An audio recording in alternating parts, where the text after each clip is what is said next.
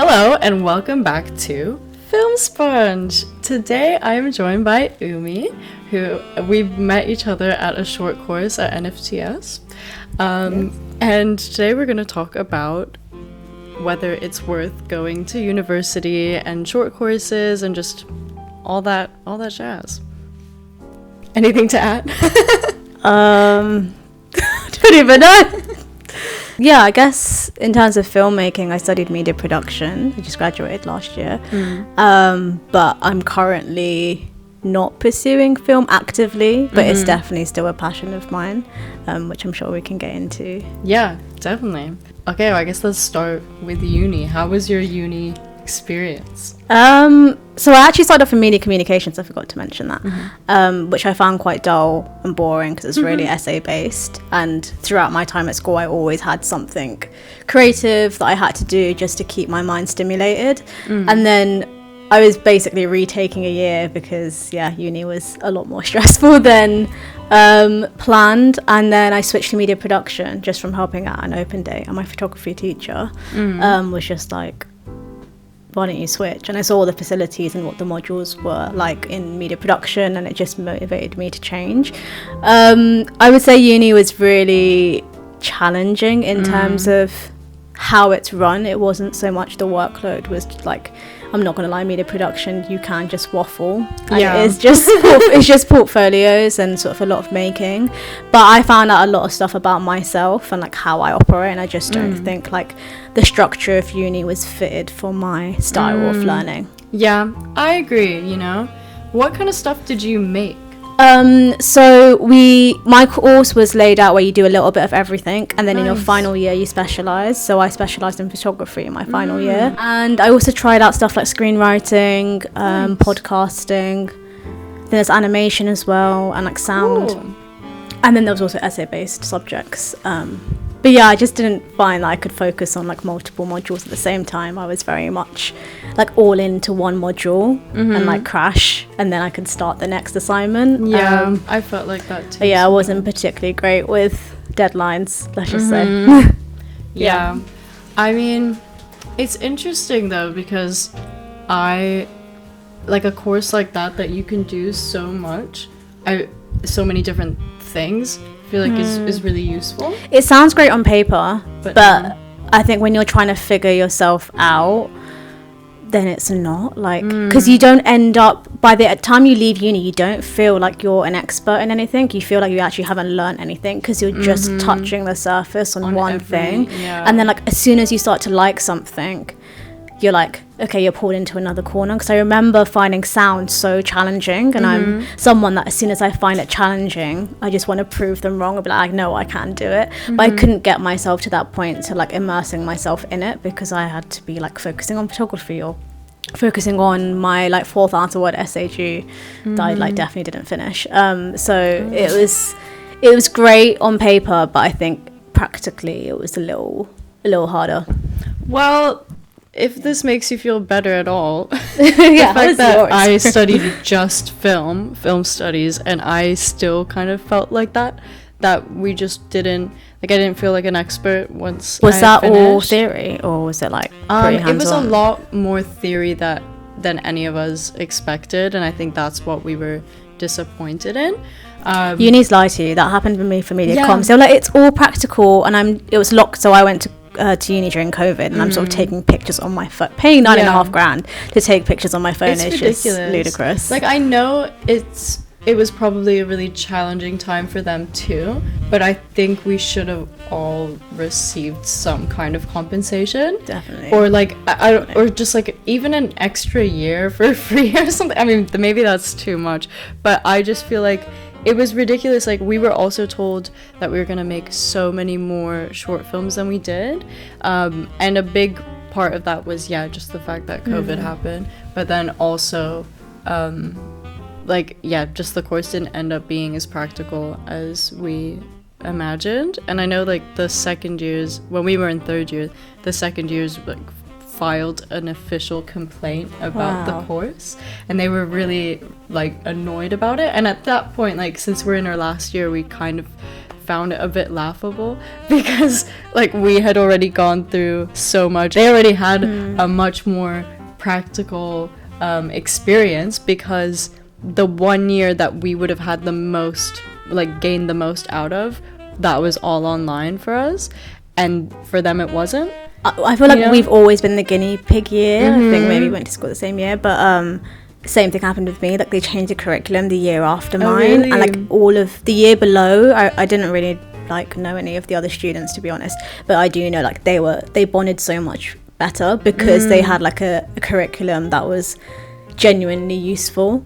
And like we were just at the testing year, the COVID year. I just thought we should get our money back personally. But so how did you get involved, like how did you start working in the kit room? I think it was in my final year, which I kind of wish I worked there from the start, because I wasn't the most like technical person. And maybe I'll touch on it a bit later, but I think I was just trying too hard to be that, because I just thought, oh, maybe I do want to pursue cinematography, and maybe I do want to pursue like being behind the camera and like operation. Now I know like that's not a bit of me, because like there's no point of trying to fit a mold that's not made for you, and I was like doing that. But I think it was in a way for me to experiment and figure out what part of the industry, in the film industry, I wanted to pursue. But the kit room, they just hire every year, and sort of like if you're you can only work there if you're a student, so people graduate and they move on. And then I don't know if that was an option for us. I kind of don't remember anyone apart from the main kit person. It's honestly so handy, because I didn't know any of the kit, and like I don't really know how to set up the cameras, and I wasn't like clued up on all the maintenance, because we just do like a basic check. But just knowing the names was so useful. Yeah, because even you just listing the names, I don't know how to set them up, don't ask me. But like when I worked on a set as soon as I graduated, and they used the same cameras we used at uni, and so it was just like familiar ground, and like being able to like be curious without asking too many questions when it's really chaotic. You just look at it and you can like recognize it. Oh, when did you start uni? 2019. Okay, that was the year I was supposed to start, and then I took a year out. So you had quite a few years in COVID. Well, that's the thing. It was the end of first year, which was our only practical assignment that year, and it was just like completely cancelled because of it. Because like first year, I think fair enough, maybe not if like you want to do something more practical, but I think it's fair enough that the first year was like all analysis and theory and history. I think with uni it's cool in the sense of like it is a bubble, and looking back I wish there were, obviously everyone would love to approach it differently, but genuinely there's so many factors involved with uni that isn't just uni in terms of what workload. There's just adult, like the time in your life as well, in your early 20s, like not going to get into the psyche of it, but like there's a whole other element that factors into it. But it does give you that time, like you said, to like force you to do readings, or not that I really did, but do your readings.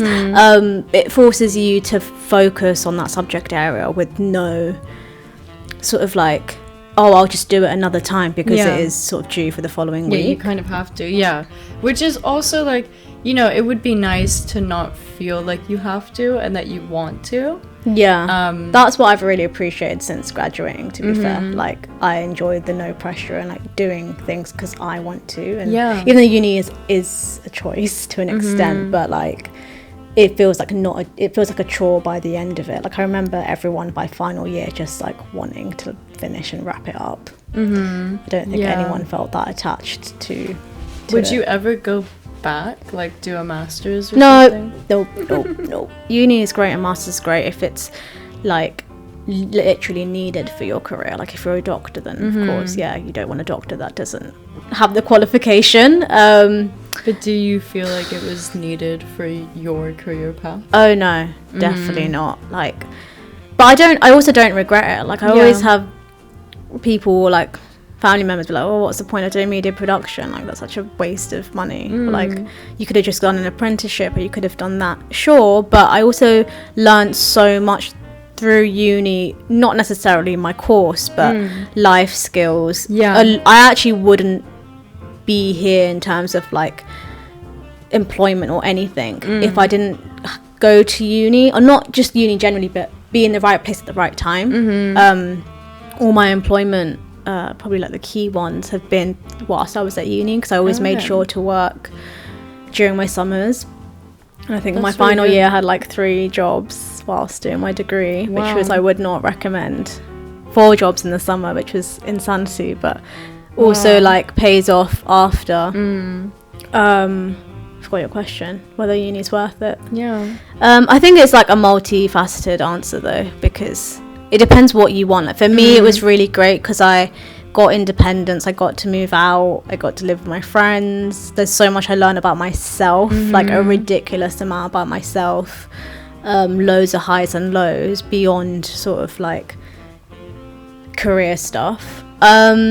And I actually don't know what I would have been like. So I would have been staying in London, I would have been living with my family still. It would have been I think I would have been a different person entirely. So we mentioned that we met at a short course at NFT. Say short course, it's literally like 2 days. It was 2 days, yeah. 2 days, and look at us now. Yeah, which is crazy because I don't know if you've looked into the other short courses at NFTS. You have to pay, right? Yeah, like they have, like, I think it's like 3 days or something. So yeah, 1 extra day is like £400. What? For that same thing? I don't know if it's the same thing, but it's literally just 1 more day. They do have because I sign up to some and they actually keep emailing me, but I can't make the dates. I think it's today actually. But they do like taster days for 1 day and they're free. Nice. Okay, maybe I'll look into that. So check that out. What did we do for NFTS? It was sort of learning what a director is, learning what... Yeah, so we had all of the different like main roles. So yeah, director, cinematographer, editor, sound editor. Did we do any practical stuff? I can't remember. We didn't really. We went outside for a second and then shot something, and then it but not really. Like it was mostly learning, but I don't know. I mean, it was still interesting enough, and I'm glad I did it. I think it's really good if you don't know what the roles are. It's a very good introduction. Like at that point, I wasn't so much in the film world. Like I was doing photography, like that was my sort of like tunnel vision, but it was a good way for me to like know exactly what a director is or a producer, because I think a lot of people think they know what a director is and think they know what a producer is, and like now I can finally say like I'm not a producer. Like I would love to be one further down the line in my career, but I'm not doing anything right now that says I'm a producer. A lot of the people were either still studying or like we're thinking of studying. I think someone was like gonna start studying film like the next year, and then there were a few people that just like didn't really know what they wanted to do. So as someone who studied film, there was a lot of stuff that they said that I knew already. You already knew. And I did feel like, oh, I know this, but there was also a lot of stuff that was just nice to have a refresher. This actually happened with me a few months ago because I went to Roundhouse and they often do kind of similar things, and I think it's like a $5 or it's free. They do sort of these workshops like intro to screenwriting or intro to whatever.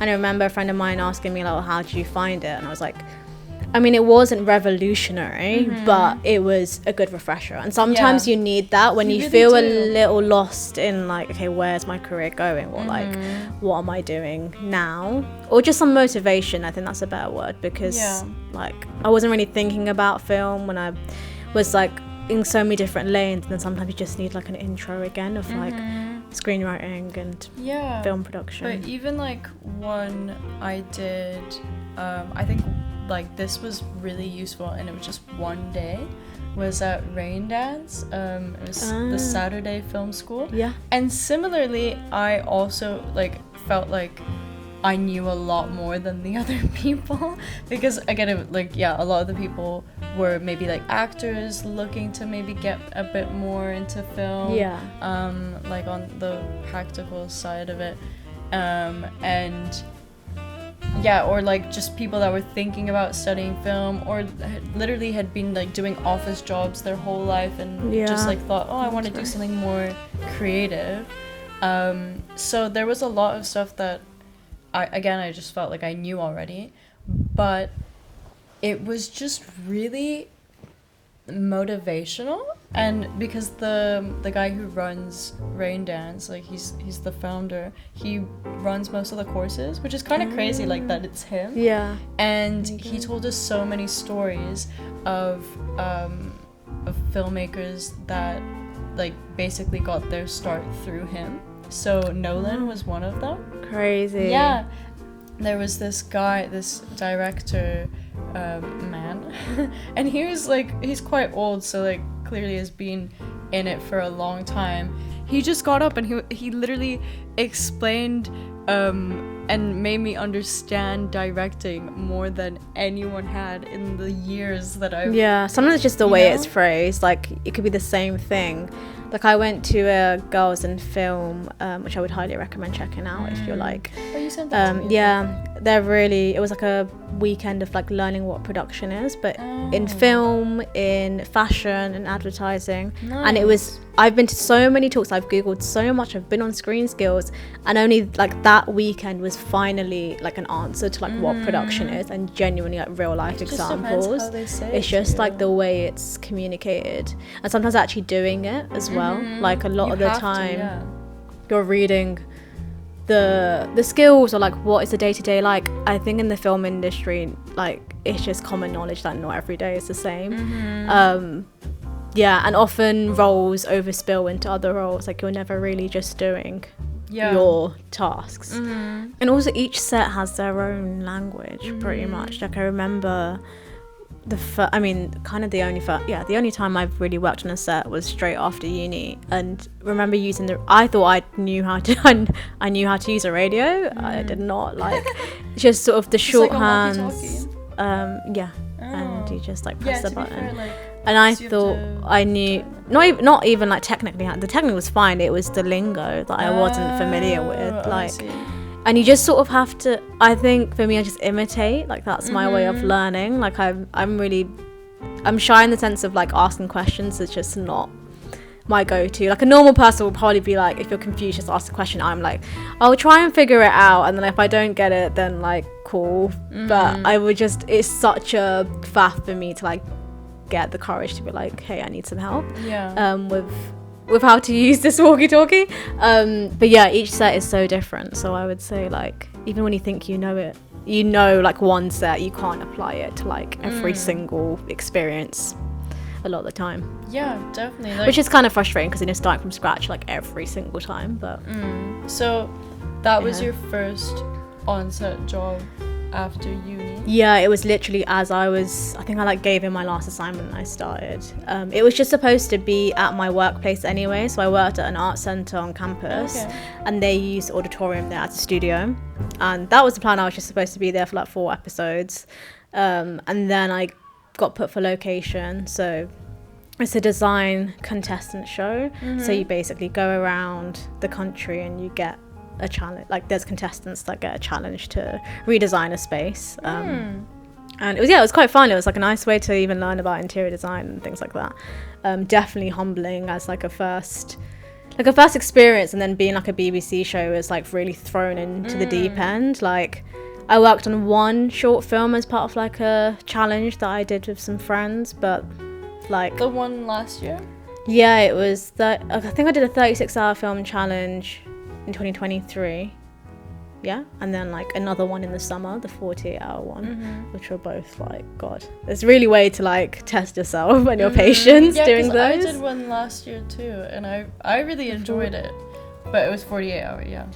How was yours then? 48-hour. I just didn't go. I just took what did you do? I was assistant producer, but like I think I had like a full week of running. Must have even had graduation. I was just working loads. I came back to my house at like late. I had a shift, and I just had like that weekend. I knew I was going to take a back seat with it because I didn't want to give myself too much responsibility and then not perform it. It was a really good team apart from like one person. Was it a big team? Maybe 12. Okay, because we only had 4 of us. Oh, that's perfect. And that made a really big difference because we just like the roles overlapped, and like no one had a specific role really, which was really good.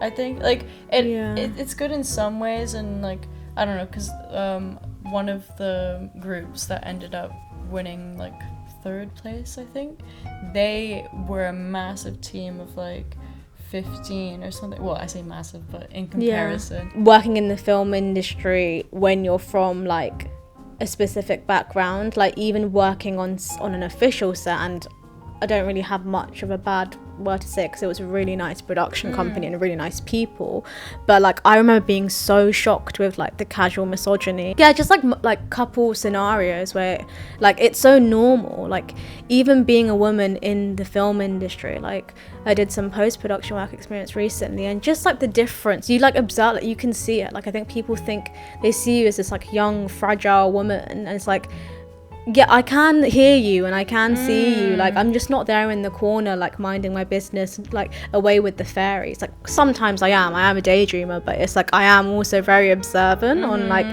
treatment or how you're treating the other like women in the team versus like the men in the team. Yeah, but I guess as a woman, like you have to be. You have to, and you're like constantly having to like navigate that. And yeah, I remember that being such a like shock. I only had one job on a professional set. I mean, first off, like talking about the misogyny, I mean, I didn't experience that. I mean, I was there one day, but even like it was a pretty like big, like there was a lot of women on that set. Like a lot of the roles like were women, like, and I was told that apparently TV is more all the top dogs, but it was all women. It's specifically the camera crew and sound crew that are always men, and that is where the like that kind of energy comes. It's not anywhere else. It's always that, and that is like a constant pattern. Interesting. With everything I've because seen. I mean, the thing is, I would have been actually on set a lot more than I was, but my experience was ruined because the kitchen porter didn't show up, so I ended up being the kitchen porter instead of the runner. And you know what, I look back at it quite a lot, which is like maybe a bit unhealthy, but because like it was really hard to even get that one job. It was like sheer luck. So I was working at this store at the time, and this woman came in and I was helping her, and like already like there were a lot of times where I just like was not having it, and like I would be like kind of rude to customers, but I like this was a good day for me. We were like bonding, it was great. The point is that I met this woman. She basically got me the job, and she implied / basically promised me that this would be the first of many. Yeah. And I know what my problem was, and it's literally just that I didn't make an impression. I got there, and like to be fair, like it was very circumstantial because they sent a car to pick me up, and I got there. Damn. Got dropped off. Yeah, pretty nice. Got dropped off, and literally like moments after I come out of the car, I see another girl coming out of a car. And so I go up and talk to her. Turns out she's also a runner, and she's this is her second week. She did it the week before, so she knew exactly where to go. So I just followed her, and the thing is, literally, if she just came 2 minutes later, I think my experience would have been so different, because I would have had to walk in by myself and like not know where to go.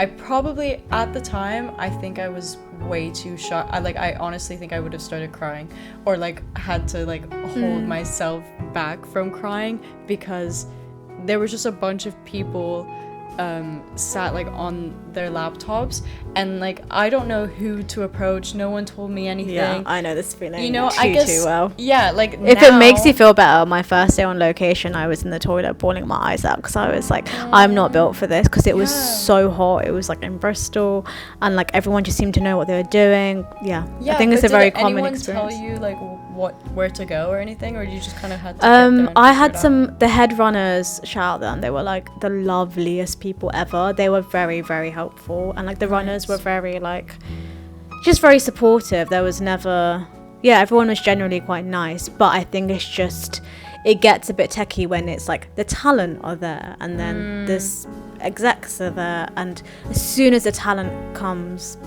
the people on the big dogs in terms of fame, not really talent, as soon as they're on set, the whole energy shifts, I think. I guess like what would have happened had I not met this girl is like, yeah, Made your own at the impression. time I would have been like pretty, like I said, like, yeah, just too shy to like approach. But like now, I mean, then I still would have had to figure it out, slash maybe someone would see that I'm like super like awkward, don't know where to go. I'm like looking around that maybe someone would eventually approach me.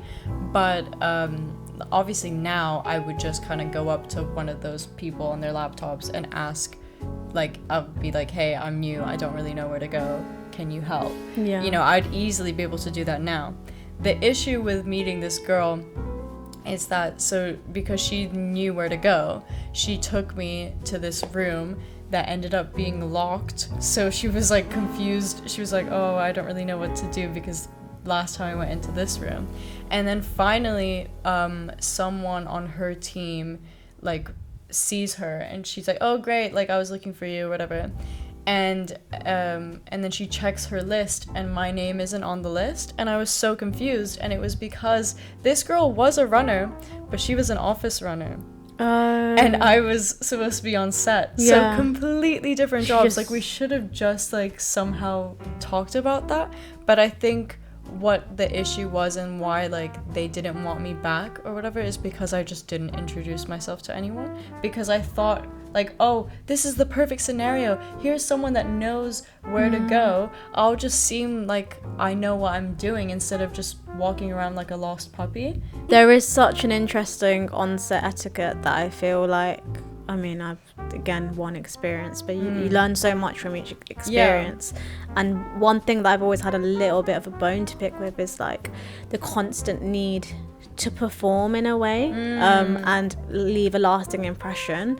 And it's so interesting, it's almost like the loudest person in the room is kind of guaranteed a job in a way because they remember you, but that doesn't necessarily mean you're a good person. No. Being the loudest person in the room, or like being the jokester, or like bringing a certain amount of energy. And now I've just accepted, like, as long as you're a nice person and honestly like a good energy to work around, then you don't need to like pretend to be this like extreme version of yourself to leave a lasting impression, but just like basic manners is all they want, genuinely, and like reliability, that is it.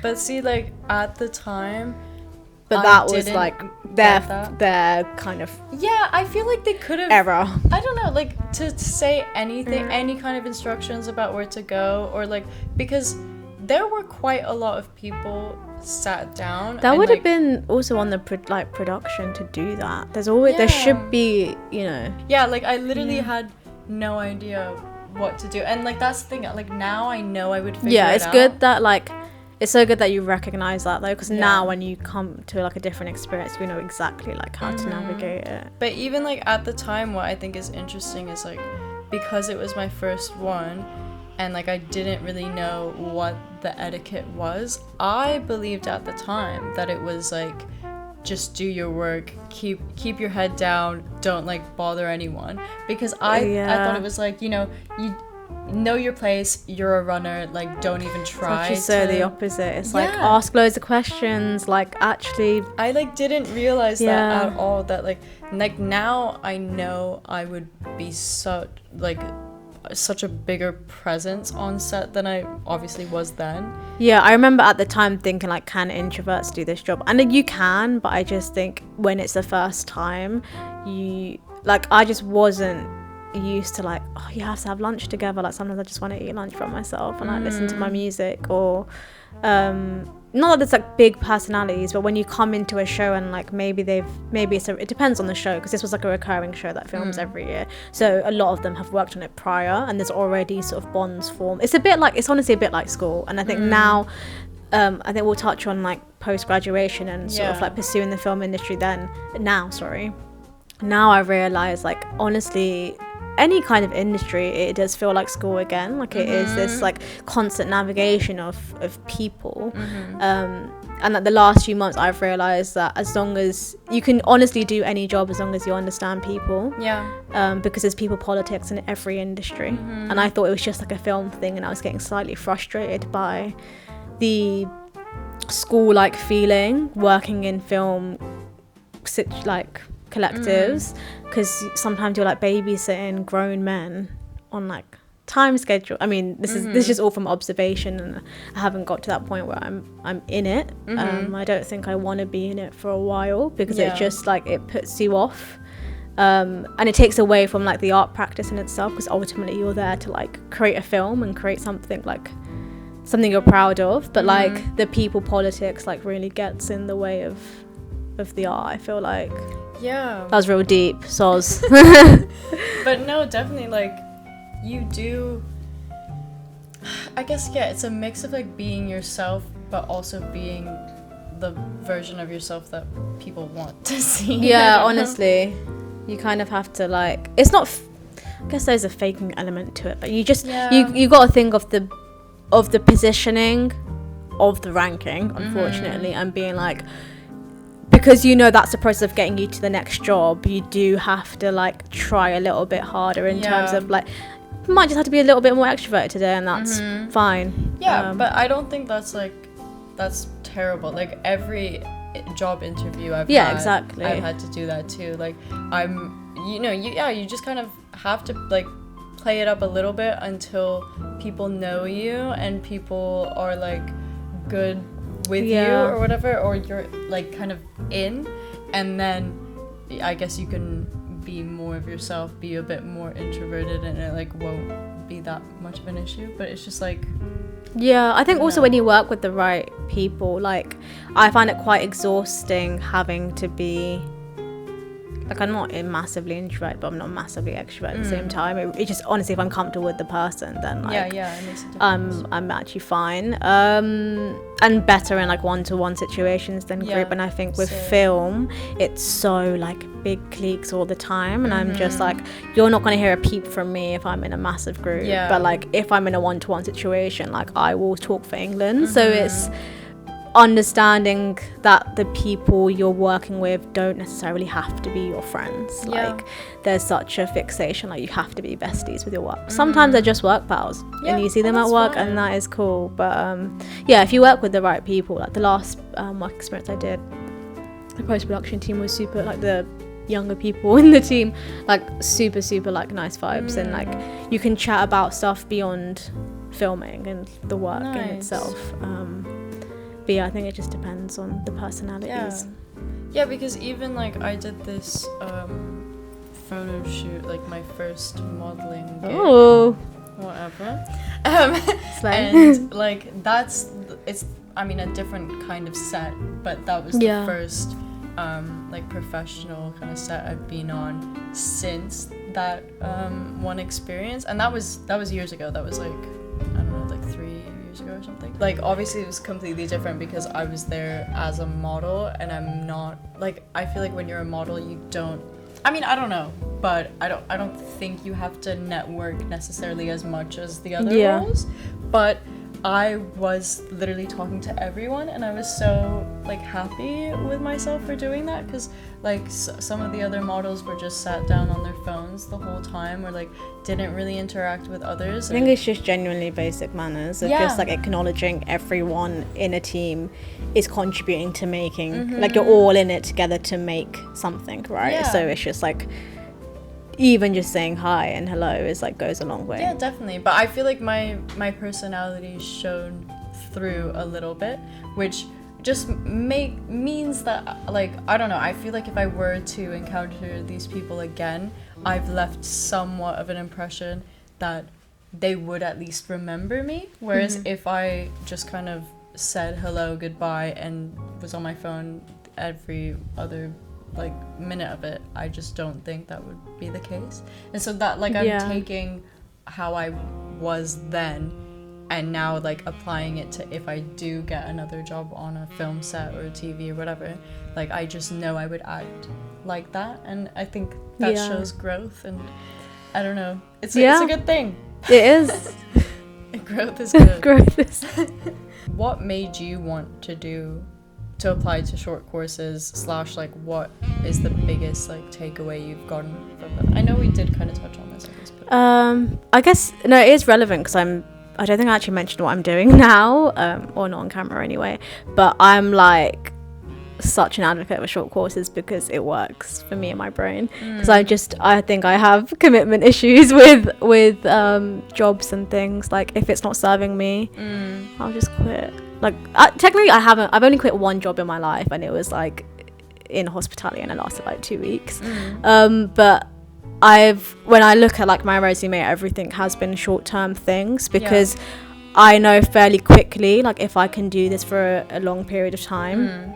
And I think short courses are, sometimes you don't have to do a course for 3 years to like realize at the end, this is not a bit of me. Like sometimes you just realize within a week or 2 weeks. I'm trying to be more patient and like actually give myself maybe a month before I jump to conclusions. But yeah, I think they're a really good way to like get information in a condensed amount of time, and try a bit of everything. So rather than committing yourself to 3 years of uni, which probably by final year you'll slightly start enjoying, but yeah, like currently I'm on multiple courses, I guess. So I'm doing like a creative activism course, where I'm doing like woodwork and welding and DIY stuff, I guess, in like a workshop.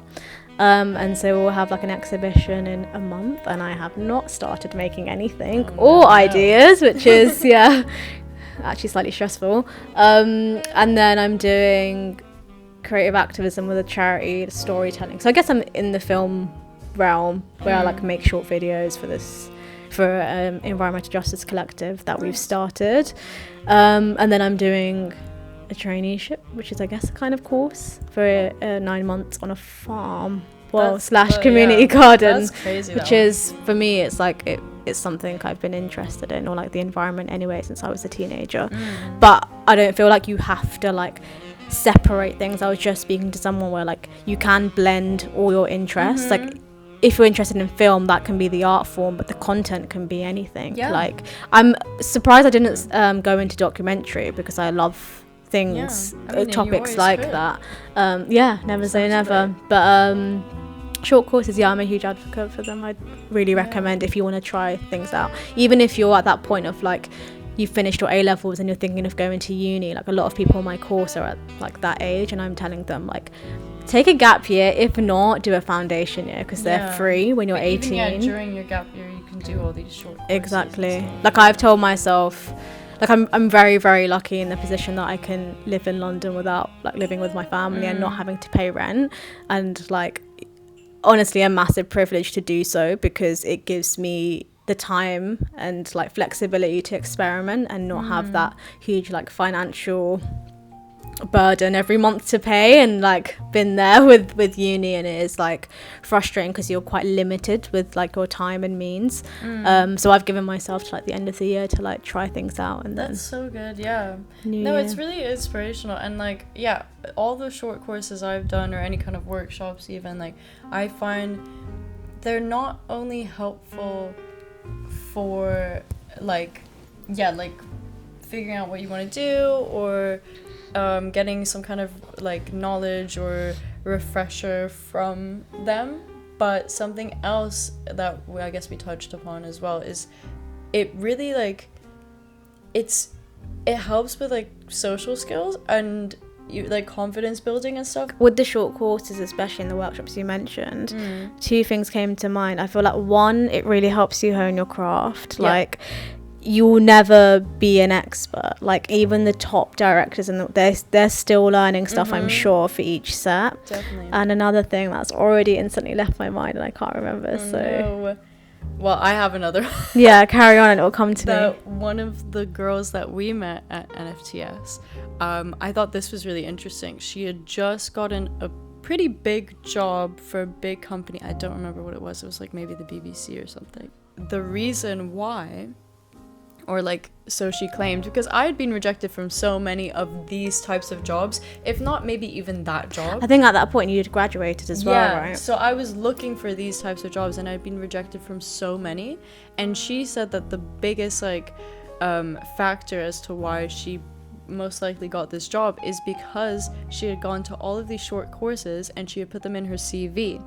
And so even though she hadn't done really anything film or TV related, they saw the passion and like the willingness to learn and like just like the want and the desire, like but the dedication and time. Exactly. So that was enough to like be like, okay, well, we can see she's serious about it for her to like take this time when she studied something completely different. Like she's trying to grow her knowledge on film and TV, so why not give her a chance? I remember my thought now. What was your thought? This always happens.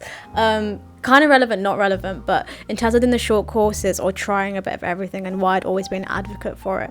For me, I never really knew what I wanted to do in film specifically, like the roles, and now I'm like steering towards production and development. But from me trying various things and like maybe trying a bit too hard, like again, I think I mentioned like fitting the mold when it wasn't made for me, like technical stuff.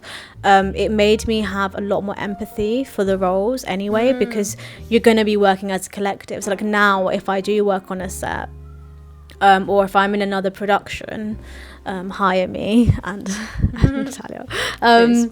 But yeah, if I am ever in that situation again, I will understand what their role, like their means of their role, and like if they need help or like what is their role, because it's good for each other to know that anyway. And you get like these days you get videographers that have to do everything, like you have to learn all parts of the trade, and I just think it's a good skill to have, like even if you're not a soundie, but like you know how to use the kit or even take care of the kit.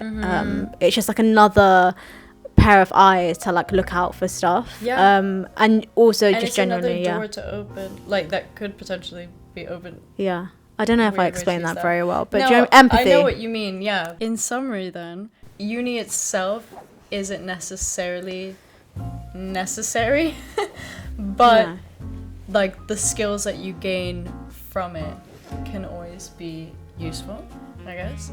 And then, but more than anything, I guess we are strong advocates for short courses, getting experience, honestly, learning on the job, but also giving yourself like grace and taking time to figure what you want. Like there is genuinely no rush. Try it all.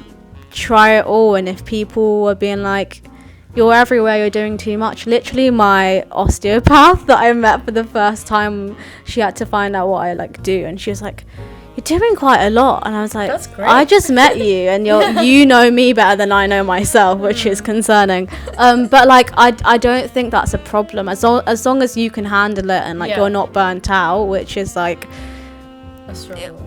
I mean it's natural, but like I kind of thrive off those extreme situations. I definitely don't. 0 to 100.